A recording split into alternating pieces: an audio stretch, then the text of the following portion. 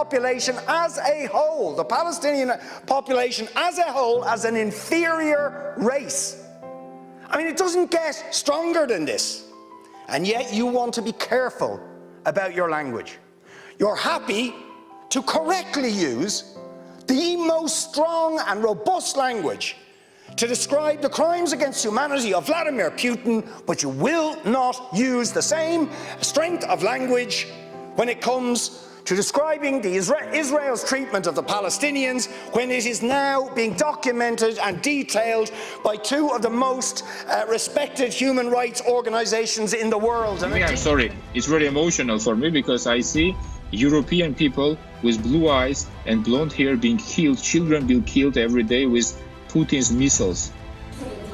These are not refugees.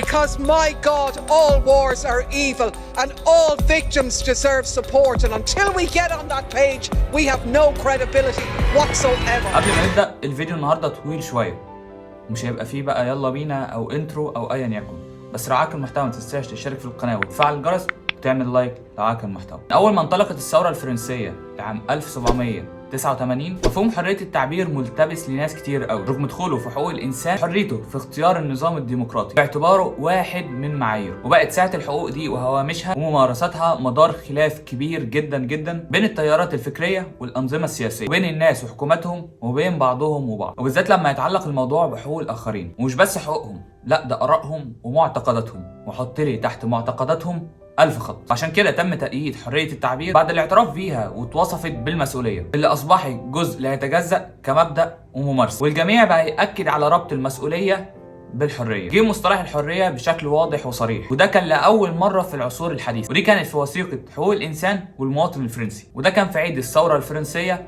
1789 اللي نصت على إن حرية التعبير وتناقش الأفكار وتبادل الآراء من أهم سمات التحضر، ده من أهم حقوق الإنسان. لكن لائحة حقوق الإنسان قالت إن الحرية هو عمل لا يجرح الآخرين ولا يظلمهم، ومن ساعتها بقت حرية التعبير هدف للأفراد والشعوب، وبقت حاجة بنحدد عليها النظام الديمقراطي، مرتبطة في الوقت نفسه بعدم الاعتداء على أفكار الآخرين ومعتقداتهم. لكن ما وقفش لحد كده، خصص الإعلان العالمي لحقوق الإنسان صادر عن الأمم المتحدة 1948 حرية التعبير، فنص على ان لكل شخص حق التمتع بالحريه، كان من ضمنها حريه الراي والتعبير، لكن ما سابهاش عايمه، سابها في ضمان اللي هو في اطار ضمان الاعتراف الواجب بحقوق وواجبات الاخرين، احترامها. وخصص العهد الدولي الخاص بالحقوق المدنيه والسياسيه الصادره عن المنظمه 1966 ادى لكل انسان حق في حريه الراي والتعبير، حطها بدوره تحت بند احترام حقوق الاخرين او سمعتهم او حمايه الامن القومي او النظام العام او الصحه العامه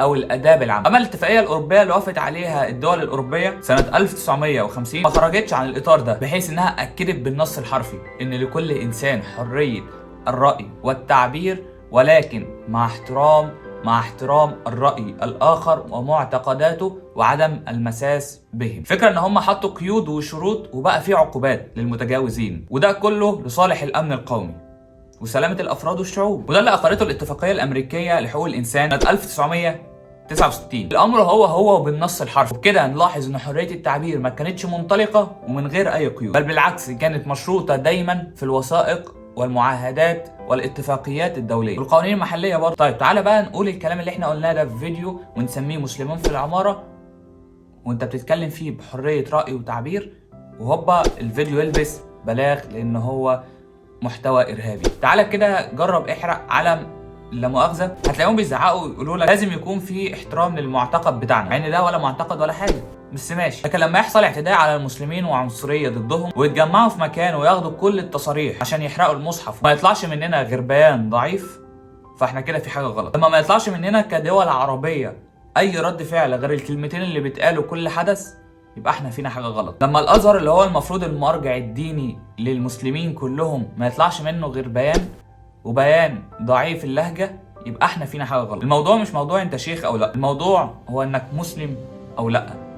الفايده من القصه اللي انا قلتها لك دي ان انا جبت لك الحكايه والروايه من اول ما قالوا حريه لحد ما وصلوا لمعنى الحريه بمفهومهم هم مش بمفهومنا احنا. انا جبت لك كلامهم هم وافعالهم هم. نفس الكلام والازدواجيه بتاعت المعايير مع فلسطين ومع اوكرانيا.